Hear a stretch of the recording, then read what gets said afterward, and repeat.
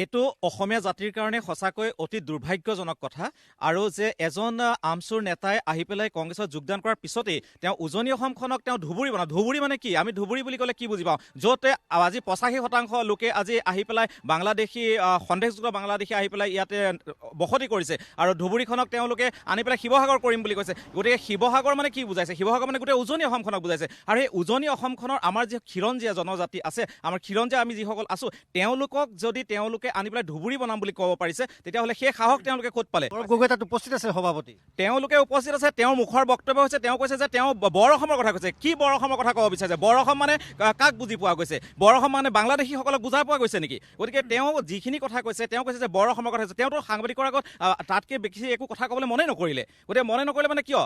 তেওঁ নিজেও অৰ্থটো বুজি পাইছে কিয় তেওঁ কি কথা ক'ব বিচাৰিছে। গতিকে সেই কথাটো তেওঁ নিজে ক'বলৈ বিচৰা নাই একো।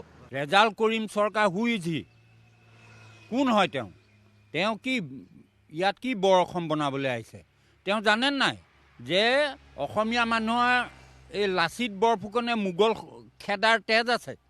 জানে নাই সেইটো কথা? যে শিৱসাগৰখনৰ আমি বৰ অসমৰ এটা চিনস্বৰূপ বুলি সদায় বুজি পাওঁ। ফাল্টু কথা ইয়াত আহি উজনি অসমত নকবহি। Saurav Gogoi is a Pakistan lover. His son is his wife is not a Indian citizen. Who is he? তেওঁ গগৈ শব্দটো আচলতে উঠাই দিব লাগে। তেওঁ এজন পাকিস্তান প্ৰিয়।